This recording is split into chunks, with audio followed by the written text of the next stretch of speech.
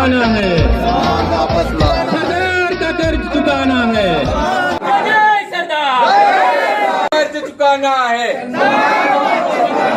सरदार का कर्ज चुकाना है, का कर्ज चुकाना है, सरदार का कर्ज चुकाना है, का कर्ज चुकाना है, सरदार का कर्ज चुकाना है, जय जय सरदार, सरदार का कर्ज चुकाना है।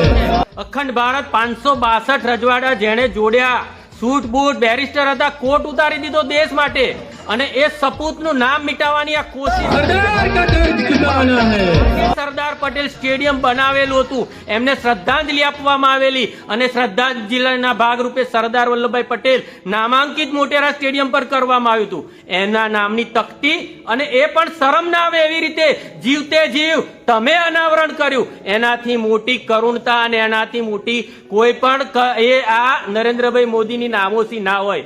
બીજી વાત કરું સ્ટેડિયમનું નામ કેમ બદલ્યું? सरदार का कर्ज चुकाना है, सरदार का कर्ज चुकाना है।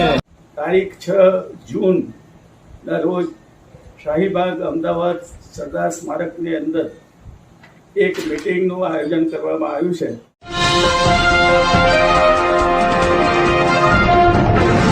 साथियों नमस्कार, मैं हूं नीरज पटेल और आप देख रहे हैं नेशनल जनमत। प्रधानमंत्री नरेंद्र मोदी और भारतीय जनता पार्टी के खिलाफ सरदार पटेल के सम्मान में गुजरात में आंदोलन कर रहे इन गुजराती भाइयों की बात गुजराती में होने की वजह से भले ही आपको समझ में ना आई हो, लेकिन जिनको समझ में आना चाहिए उनको जरूर समझ में आ जाएगी। न सिर्फ समझ में आई होगी बल्कि उनकी घबराहट भी बढ़ गई होगी। आगे पूरा वीडियो देखिएगा, बताऊंगा कि किस तरीके से हार्दिक पटेल को ज्वाइन करा करके जश्न मना रहे बीजेपी और मोदी शाह की जोड़ी को इस आंदोलन ने पसोपेश में फंसा दिया है। सरदार सम्मान संकल्प आंदोलन समिति के अध्यक्ष मिथिलेश भाई अमीन, इस समिति से जुड़े अतुल पटेल और नरेंद्र पटेल नेशनल जनमत से बातचीत करते हुए बताते हैं कि इसी आंदोलन के संबंध में 6 जून को हमने एक बड़ी मीटिंग बुलाई है जिसमें पूर्व केंद्रीय मंत्री, 5 बार के सांसद, 5 बार के विधायक दिनसा पटेल जी मुख्य अतिथि के बतौर मौजूद रहेंगे। इसके बाद हम आगे की रणनीति बनाएंगे। सरदार पटेल के सम्मान में शुरू हुआ यह आंदोलन पूरे गुजरात में फैलता जा रहा है। 19 मई 2022 को सरदार पटेल के करमसद स्थित निवास स्थान सरदार धाम में सैकड़ों की संख्या में सरदार श्री के अनुयायी एकजुट हुए। वहां से नारा दिया गया, सरदार का कर्ज चुकाना है, सम्मान वापस दिलाना है, सरदार का अपमान नहीं सहेगा हिंदुस्तान। अब सवाल है कि सरदार के सम्मान दिलाने में बीजेपी और नरेंद्र मोदी का विरोध क्यों? उसका जवाब इस समिति के ही एक पत्र जो उन्होंने जारी किया था उससे मिलता है, जिसमें लिखा है, सरदार के बराबर मोदी क्यों? सरदार पटेल ने देश के लिए सर्वस्व निछावर कर दिया, जबकि एक अस्पताल के उद्घाटन के निमंत्रण पत्र पर सरदार के बराबर मोदी का चित्र देखकर हम सब गुजरातियों को अफसोस हुआ। सरदार साधारण कुर्ता, धोती तथा चप्पल पहनते थे, जबकि मोदी दिन में 5 बार कपड़े बदलते हैं। उनका सबसे प्रमुख मुद्दा है अहमदाबाद के मोटेरा स्टेडियम का नाम सरदार पटेल स्टेडियम से बदल करके नरेंद्र मोदी स्टेडियम रखना। इस बारे में जब मैंने उस आंदोलन समिति से जुड़े अतुल पटेल से बात की तो मैंने कहा कि कॉम्प्लेक्स का नाम तो अभी भी सरदार पटेल के नाम पर है। तो उन्होंने मुझे एक तस्वीर भेजी, बोले देखिए स्टेडियम का नाम सरदार पटेल स्टेडियम से बदल करके नरेंद्र मोदी के नाम पर कर दिया है। वो बड़ा बड़ा लिखा है, ऊपर छोटा सा लिखा हुआ है सरदार पटेल स्पोर्ट्स कॉम्प्लेक्स। उनका एक तर्क था, मान लीजिए कोई अंतर्राष्ट्रीय मैच हो रहा है स्टेडियम में, तो बताया जाएगा कि यह मैच नरेंद्र मोदी स्टेडियम में हो रहा है। और नरेंद्र मोदी कब से इतने बड़े हो गए कि वो सरदार श्री से अपना नाम बड़ा लिखवा लें, एक अस्पताल के उद्घाटन में बराबरी से अपनी तस्वीर लगवा लें। इसलिए हम नरेंद्र मोदी के खिलाफ मोर्चा खोले हुए हैं। आगे इसी पत्र में वो कहते हैं, सरदार बैरिस्टर थे, खंड खंड भारत को एक कर दिए, जबकि मोदी के ही शब्दों में वह हाई स्कूल तक पढ़े थे।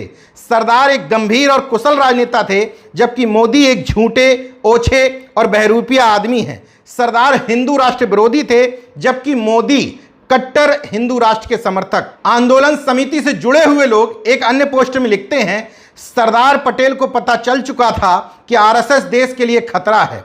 सरदार ने आरएसएस से लिखित में लिया कि आरएसएस कभी राजनीति में हिस्सा नहीं लेगा, जबकि आज वो सत्ता में है। सरदार की मृत्यु के बाद साइलेंट किलर संगठन आरएसएस सरदार की गृह नगर गुजरात को ही चुना। सरदार ने कहा कि हिंदू राष्ट्र की सोच एक पागलपन है। सरदार की सोच के उलट आरएसएस हिंदू राष्ट्र की बात कर रहा है, जो भारत को अस्थिर कर रहा है। केवल एक मूर्ति दिखाकर इतिहास से सरदार पटेल का नाम हटाया जा रहा है। आरएसएस हमारे गुजरात को ही हिंदुत्व की प्रयोगशाला बना दिया है। फिर सरदार की सेकुलर सोच का क्या होगा?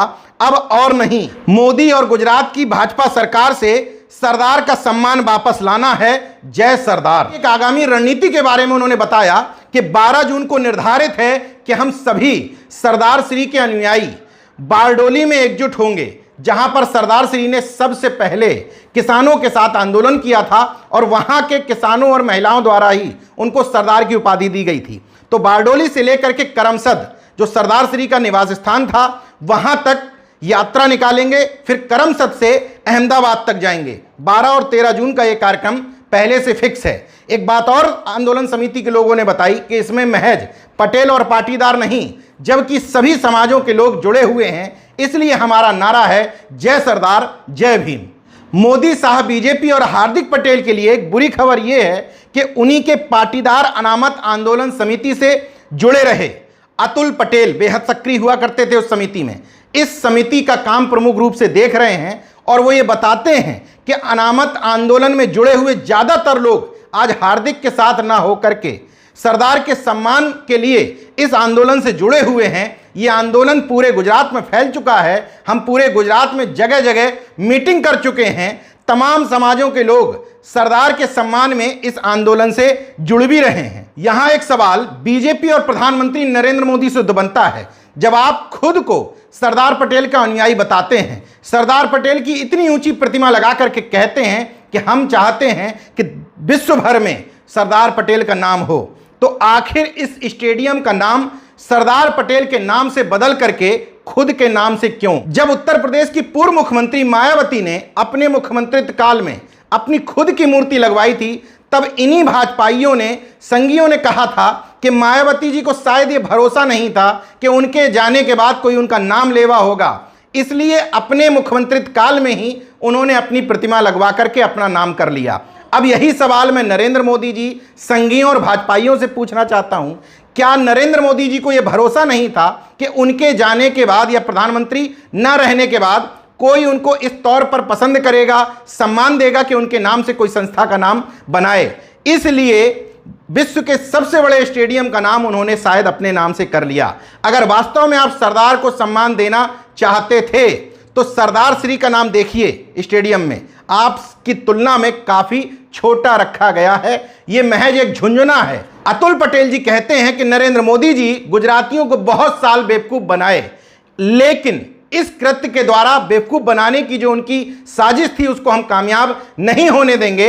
हम पूरे देश को बताएंगे कि किस तरीके से नरेंद्र मोदी जी ने सरदार पटेल द्वारा आरएसएस को बैन करने का बदला उनके नाम को मिटाकर या छोटा करके लिया है। बहरहाल ये आंदोलन कितना बड़ा होगा, कितने दिन तक चलेगा, पाटीदारों और अन्य समाजों में गुजरात में क्या इस प्रभाव डाल पाएगा, गुजरात चुनाव में भारतीय जनता पार्टी को कितना नुकसान पहुंचाएगा, ये बात की बात है। लेकिन इतना तय है, हार्दिक को लेने के बाद भारतीय जनता पार्टी के जो लोग राहत की सांस ले रहे थे, इस आंदोलन समिति से जुड़े हुए लोगों और कार्यकर्ताओं ने उनके माथे पर पसीना जरूर ला दिया है। देखते रहिए नेशन जनमत, जागरूक और सजग बने रहिए। जय विज्ञान, जय संविधान, जय लोकतंत्र। धन्यवाद।